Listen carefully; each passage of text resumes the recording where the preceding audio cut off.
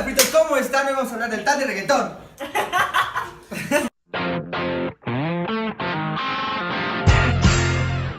Hola amigos, ¿cómo están? Nosotros les vamos a presentar por medio de este video lo que hemos visto a lo largo de todo el semestre. Bueno, creo que hace ratito hubo un error. Había una persona que no era de la carrera, era un ingeniero. Pero aquí estamos los que sí sabemos, o más o menos sabemos, de lo que les vamos a presentar. Yo soy Eric.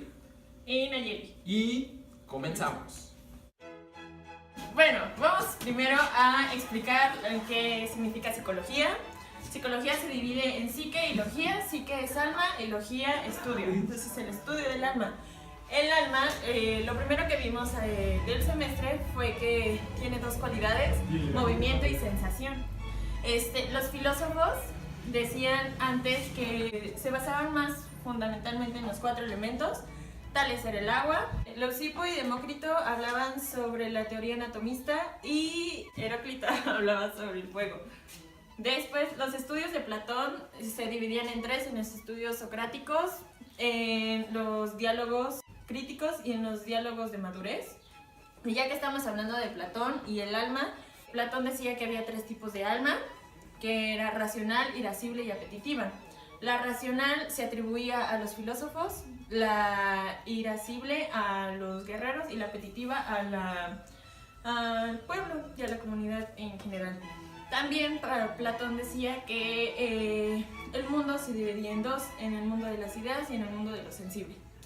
Aristóteles sostenía que las pasiones vienen acompañadas siempre de sensaciones como placer y dolor. Podemos poner un ejemplo tan claro como si te gusta el chile, comes, te irrita, te duele, pero aún así lo sigues comiendo. También Aristóteles sostenía que había tres funciones del alma, que era la sensitiva, la vegetativa y la intelectual. Aristóteles también hablaba sobre la causalidad y la teología, y la dividía en cuatro: causa material, causa formal, causa eficiente y causa final.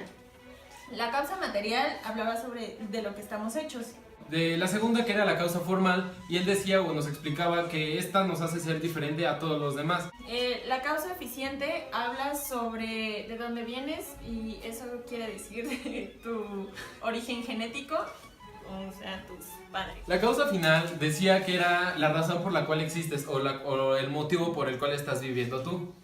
Bien, ahora vamos a hablar del estructuralismo, donde vimos a Titchener. Para él, las ciencias estaban regidas por el mundo de las experiencias. Así que el estructuralismo estudiaba la estructura de las experiencias. Para Titchener, la conciencia son la colección de experiencias y la mente eran los procesos mentales, pensamientos y ideas.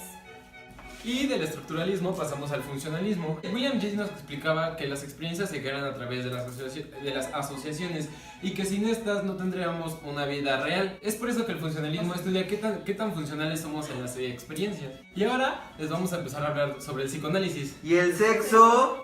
Hello, darkness, my old friend. El psicoanálisis conoce o reconoce tres niveles y el primero es método de investigación, el segundo es el método de psicoterapia y el tercero son un conjunto de teorías psicopatológicas y psicológicas. Después vimos los cuatro enfoques del psicoanálisis. Vimos lo que era el epistemológico, el sociocultural, el institucional y el sociocultural. Pasando de eso, vamos a hablar sobre la historia psicoanalítica, que se divide en tres, que es la primera, segunda y tercera etapa. La primera etapa habla del hipnotismo, que es cuando el paciente está en una fase de trance. El hipnoanálisis, que está bajo sedantes. Después el narcoanálisis, que el paciente experimenta una observación bajo drogas. Y la abreación, donde el paciente experimenta una descarga emocional fuerte. Pasamos a la segunda etapa, donde habla sobre el apremio, que era básicamente lo que hacía Freud, era poner la mano en la frente del paciente y era como tocar su mente. Y la tercera etapa, que es sobre la asociación libre, que como bien lo dice el nombre, el paciente habla libremente de lo que siente.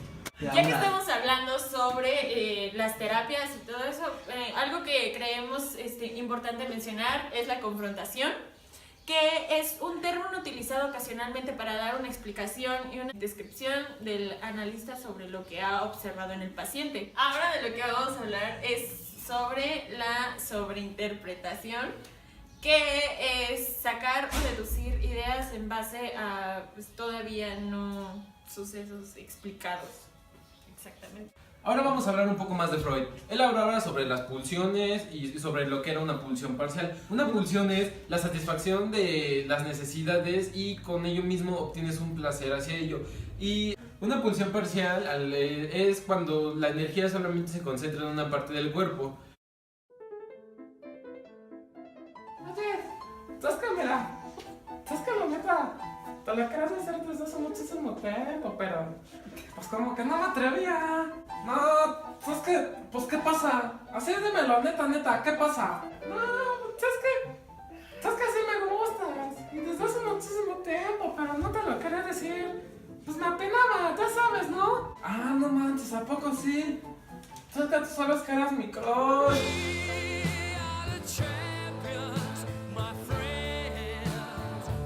Freud también hablaba sobre 5 etapas del desarrollo psicosexual del niño. La primera es la oral, fálica, genital, le sigue la latente. Oral es cuando el niño aprende a través de cuando está mamando, güey. Literalmente. De hecho, la etapa no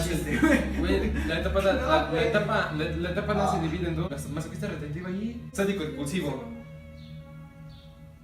¿Eres masoquista retentivo o sádico expulsivo? Sagitario. El sádico expulsivo es que es. Cuando como te lo que enojas, se llama expulsivo, o sea, cuando te altera enojas, muy literalmente te alteras. Y el otro que es el masoquista retentivo es cuando te guardas todo. Te enojas y realmente dices, no, ya pasó. La fálica es cuando pues, el niño simplemente se descubre y ya. De hecho, creo que en esta etapa también viene lo del complejo de Edipo y de Electra. En la etapa genital decía que el niño siente placer al tocar sus órganos sexuales. Bueno, ya que estamos hablando de Freud, ahora voy a explicar qué era el inconsciente para él. Para él el inconsciente eran los pensamientos poco placenteros reprimidos por la psique, que eso nos lleva a hablar sobre la primera censura. La primera censura son los pensamientos reprimidos y la segunda censura son aquellos que son reprimidos pero en base al tiempo y haciendo conciencia pueden pasar al consciente, pero lleva un proceso para saber cuáles son los que pasan y cuáles son los que no.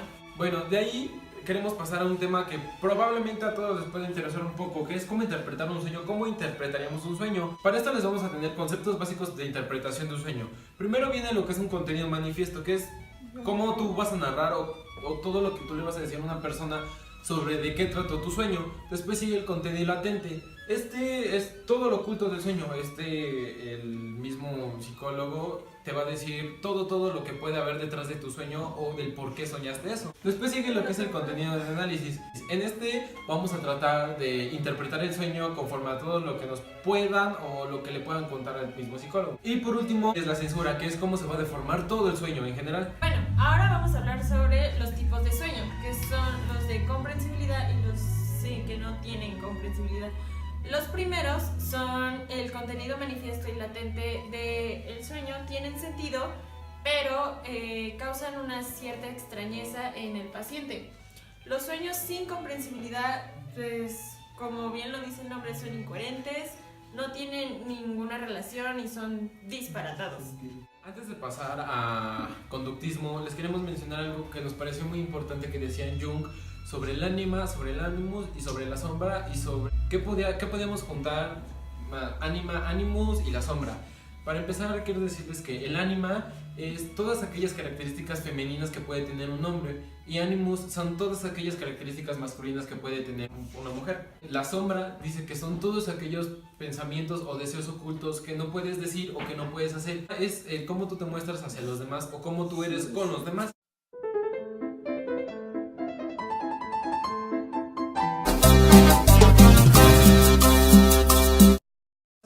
Y ahora sí, lo que les decía, que qué pasa cuando juntas el ánima, el animus, más una sombra, dice Jung que esto es igual a un inconsciente personal. Bueno, Jung dividía la mente en tres, que era el consciente, el inconsciente personal y el inconsciente colectivo. El inconsciente personal es todo aquello que vamos formando a través de nuestras experiencias, y el inconsciente colectivo es la herencia genética que vamos adquiriendo. Para concluir el psicoanálisis, queremos dar las diferencias entre Freud y Jung. Freud decía que el punto de inicio siempre va a ser la conciencia y que va a haber material que se va a reprimir en el inconsciente debido a muchos conflictos emocionales. Y por otro lado, Jung explicaba que desde un principio hay una totalidad inconsciente, de la cual emerge todo lo consciente. Es decir, que a lo largo del tiempo, pues vas pasando por un proceso que pensamientos inconscientes pasan a lo consciente. Pasamos al conductismo. Aquí vamos a ver a tres personajes que a lo mejor fueron muy importantes para esta, que es Watson, es Pavlov y es Skinner. Watson inició una ciencia que se llamaba antroponomía, pero no se concluyó del todo, así que solamente quedó como una idea. Este relacionó lo que era una respuesta, un estímulo y una respuesta. Bien, Iván Pavlov hablaba sobre el condicionamiento clásico y también sobre los reflejos, que los dividía en dos, los reflejos condicionados y los reflejos innatos, que esos son actitudes que pues se llevaban a cabo instintivamente. Los reflejos condicionados ya eran una respuesta después de un proceso de adaptación que ya se había dado a través de una reacción biológica. Iván Pavlov, en su experimento del condicionamiento clásico, trató de cambiar una conducta mediante un estímulo. Esta consiste en que él tenía un perro, tenía un estímulo incondicionado, como un pedazo de carne, y tenía una respuesta incondicionada que era la segregación de su saliva. Para esto después tenía un estímulo neutro, que era una campanita, y pues obviamente no iba a haber ninguna respuesta. A esto le sumaba que tenía el pedazo de carne, el bistec y la campana. El perro asociaba que al sonar la campana, después de un cierto tiempo iba a segregar la saliva porque sabía que le podían dar ese filete. Después de un tiempo, él se dio cuenta que al simplemente sonar la campana, el perro aún así salivaba o segregaba saliva. Y por último vamos a hablar sobre Kurt Lewin, que desarrolló la teoría de campo, que él decía que debías estudiar al organismo en su ambiente determinado. Él tomaba en cuenta todos los elementos de su contexto para poder comprender la conducta de la persona. Después nos pasamos con Skinner. Él hizo un experimento llamado condicionamiento operante. Él decía que se necesitaba un estímulo positivo y un estímulo negativo para modificar, para aumentar o para quitar una conducta.